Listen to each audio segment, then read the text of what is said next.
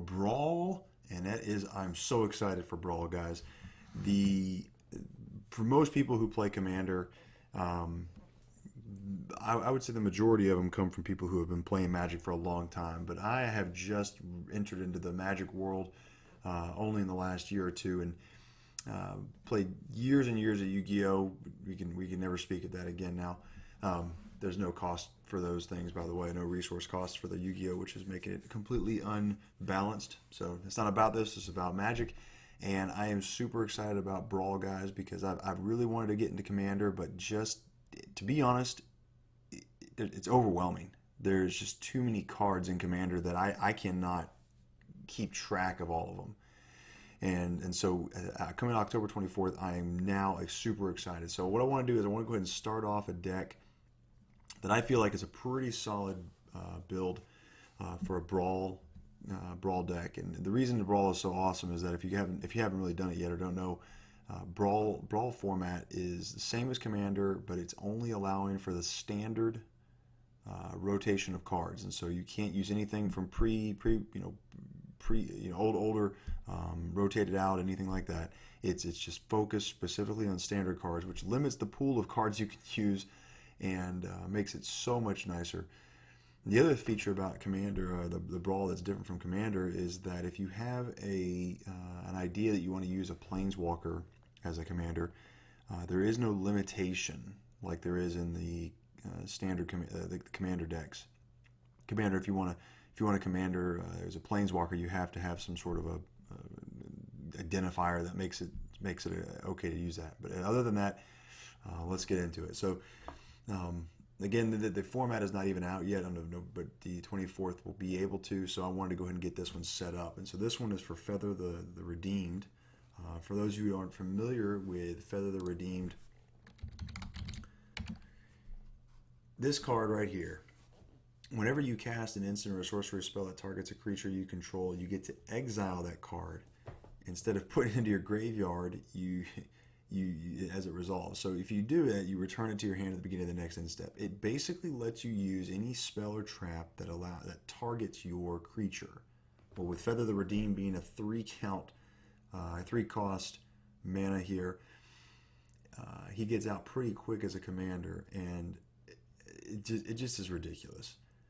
So I've been test playing this kind of offline, obviously, a little bit, and it just gets ridiculous. So without further ado, let's get into the deck. So you've got Arrestor Zeal. Target creature gets +2/+2 until end of turn. If you cast it during your main phase, that creature gains flying until end of turn. This is great for cards like the Tajic Legion's Edge, with the haste effect. Gets right over the top of them. And then if you have the effect here, you get to recycle that back. So basically gives your creature flying, and then you'd be able to recycle it back. So creatures that normally wouldn't have flying, Dreadhorde Arcanist would normally kill himself if he would run into some big creatures, gets to fly right over. And then this guy, this is just the most beautiful card in this whole deck whenever he comes out.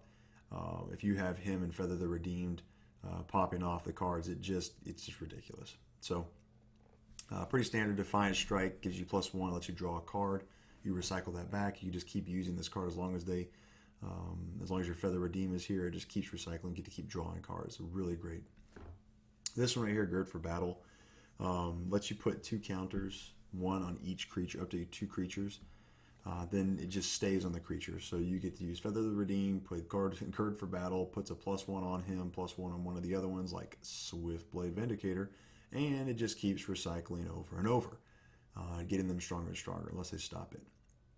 So it gets your creatures pretty strong unless they have some way of getting around this. It's pretty difficult. Speaking of trying to get around this is an awesome card. God's Willing. Get to protect your creatures from anything, color you would choose, and you get to scry 1, which allows you to sift through your deck a little bit quicker. Just keep using it, keep scrying, keep using it, keep scrying, and it works out really well. Take Heart. So one thing about this deck that I found I didn't realize was really powerful, really well, is the gain of life effect. So you get to target your creature. You get to target your creature, activating Feather the Redeemed, and then you gain a life for each attacking creature you control. So really solid. As you get to recycle this, it just keeps gaining your life gain back up. So it was really helpful having this in here. Almost as helpful as, let me find it. Well, I'll get to it in a second. I'll show you when I get to it. But really, really helpful. That life gain ability just really, really gives you extra. Oh, it's right here. Battlefield promotion. This right here, combined with Take Heart, was got me out of a lot of bad situations. So really, really helpful. Maximize velocity. So this one's really solid too. You get to have a +1 gain haste. So really nice bringing this attached to a Swiftblade Vindicator again. And Samut Sprint, the same thing. You gain haste on a creature and +2. It's really nice being able to just immediately go into Feather the Redeemed, activate this, plus him up and gain him haste, plus him up and give him haste and scry. Then it comes back and you just keep bringing it out for other creatures you want to use. Simple shock, starting out early game, doesn't really do much else. Fencing Ace, I put him in here because of the double strike effect. Double strike is just so good. It gets around so many things. It gets around death touch creatures. It just is a really solid card.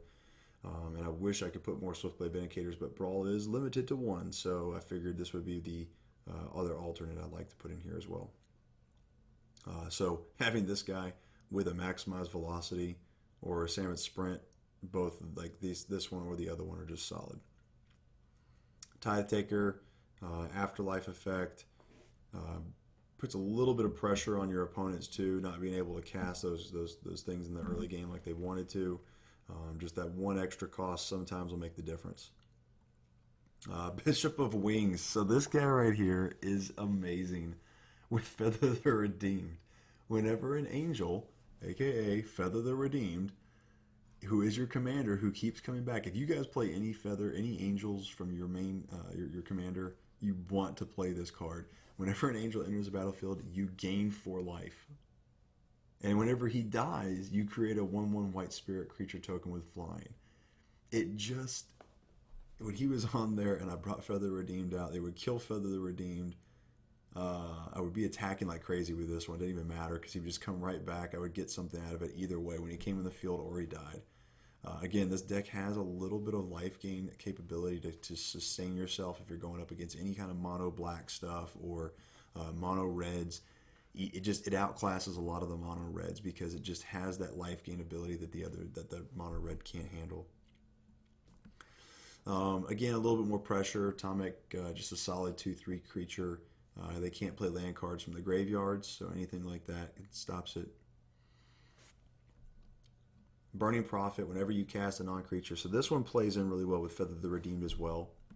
He puts out she, I should say, whenever you cast a non-creature spell, so like the majority of this deck, she gets +1 until end of turn and you scry 1. So this right here, the +1 ability was nice, but what was so nice was just constantly being able to scry stuff off of this deck. When she's in the field and you're playing your spells out and you're recycling with Feather the Redeemed, it just makes the whole deck so much more consistent. I had too many creatures. I don't want any more of them. I want another spell. I want another spell. I want another land. It just cycles through it so fast. And that scrying ability really was helpful. Dreadhode Arcanist, he has been... It's a hit or miss with Dreadhorde Arcanist. Typically in the major, like standard version of this Feather the Redeemed, he's your alternate to having a Feather the Redeemed in your hand. But since you have a Feather the Redeemed as your commander in this version, it's okay. I mean, sometimes I'll have a card out there that really is nice to have again. The ones you can't recycle. So things like single combat, which I've actually pulled that off before with him having such a high cost. That was pretty nice. But he can do a couple things. Plus he has the trample effect, which is just solid when you're playing maximized velocities and you're starting to plus him up. Having that trample gives you just a little bit of an edge as well. Boros Challenger, great to have in the deck, especially with that mentor ability and Swiftblade Vindicator, or the mentor ability and Fencing Ace. Really just helpful and just a good card all around. Swiftblade Vindicator, man. This is I mean, other than Feather the Redeemed, this guy, just Vigilance, Trample, and Double Strike alone are all such good abilities. But when you start tying in things, Gird for Battles, and you start tying in the Arrestor Zeals, and when you start tying in all of these other abilities, whenever you throw a Maximized Velocity on him with a Feather Redeemed, he just goes off. And it just almost seems unfair sometimes.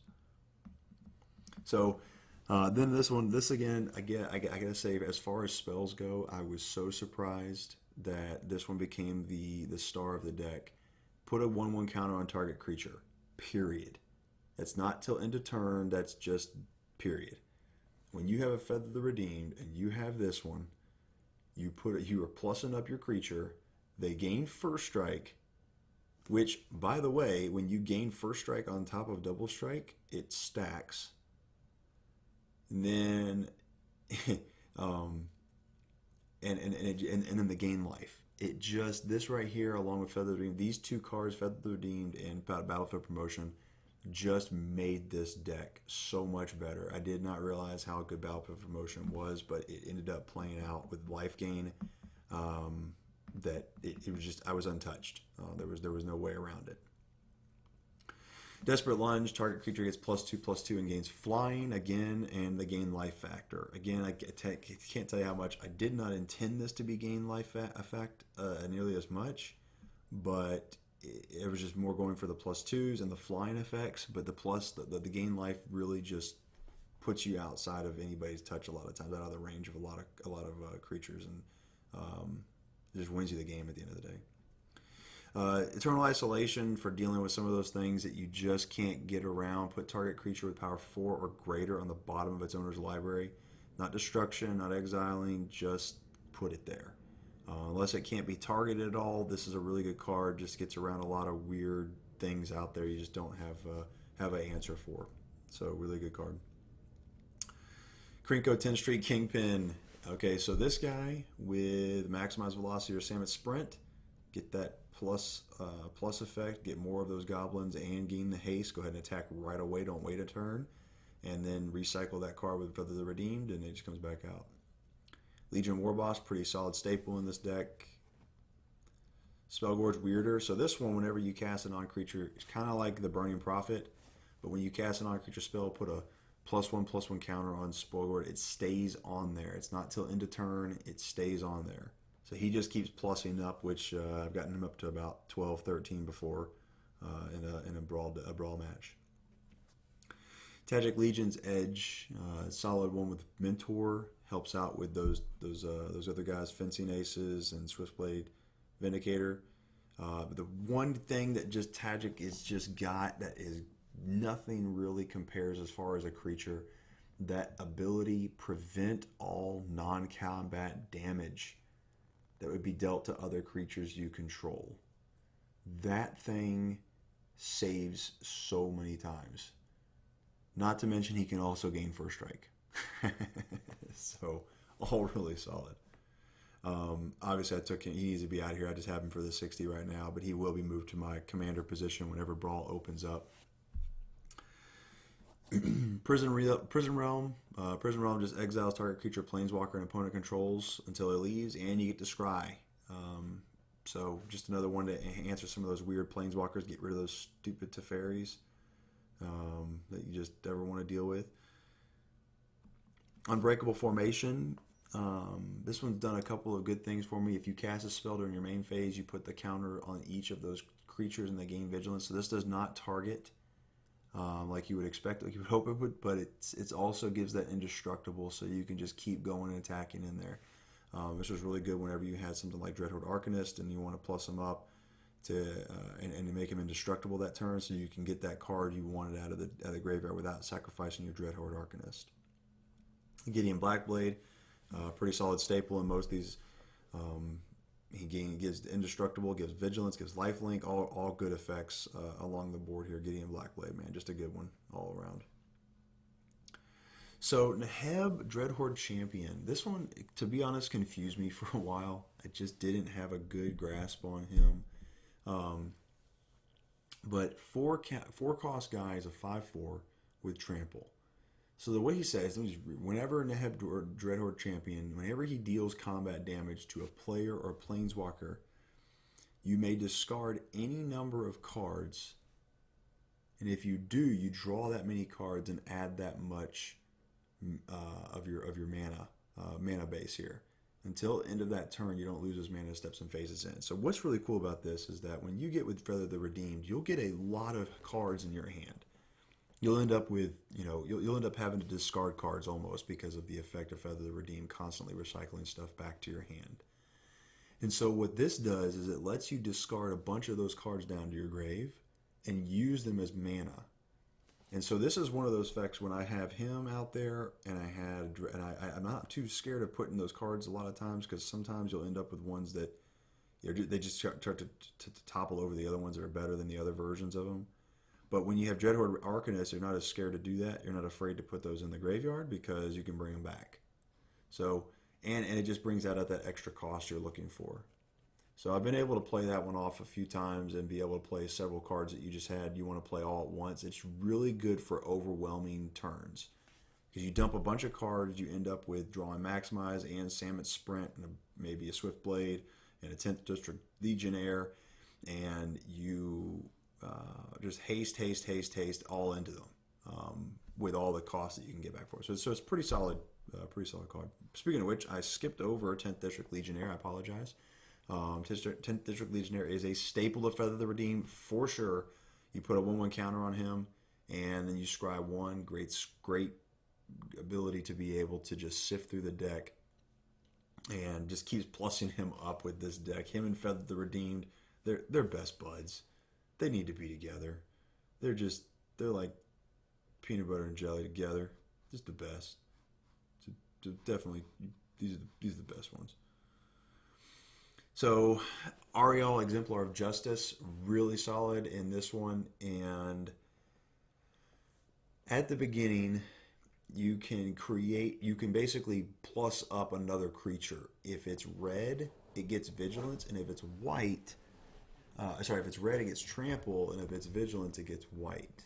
And so, really good with those cards like the Tajic, or even, hey, guess what? Feather the Redeemed gets a lot of plus ups. Or the best day ever is when you have this one and Swiftblade Vindicator together. It's just fun. Conclave Tribunal, Convoke, and lets you just exile whatever you want. Target non-land permanent. Really good to have. Crush Contraband to deal with some of those strange artifact or enchantments that hit the board. Smothering Tithe. I've put this in here because, why not? Whenever they draw a card. I mean, I don't see a case when that's not a thing. Every turn they draw a card, you gain more ability to be able to add mana to your pool. So you don't ever run out of mana, especially with all these low costs in this deck. You never run out of mana. And you'll end up with 4 or 5 different, you'll end up with 7 cards in hand, and you can just pop all of them off at the same time. This is a solid card for gaining that mana base increasing. Chandra Fire Artisan. So I was back and forth between this Chandra and the other Chandra. If you know this one, though, the best part is +1, exile a top card of your library. You may play it this turn because you have such many low-cost cards in this. You almost can play a card almost every turn with this effect. Only time this has ever bitten me is Aurelia not having the 4 in there for it. But every other time, this one has been able to get me something. And then that -7. So this one works really well. Also, if they damage her or try to stop you from that, it will do damage as her passive effect. She deals that much damage to target opponent or planeswalker. So it is a nice little damage effect as well along with that. Integrity, target +2/+2 until end of turn as an instant for a 1 cost. Really good for recycling, and any time that you want to use the second half of that, you can do 3 damage to any target and gain 3 life. Typically, you just use the +2/+2 until eventually you'll get to a point, later game. So it's really good for the later game as well. Single combat.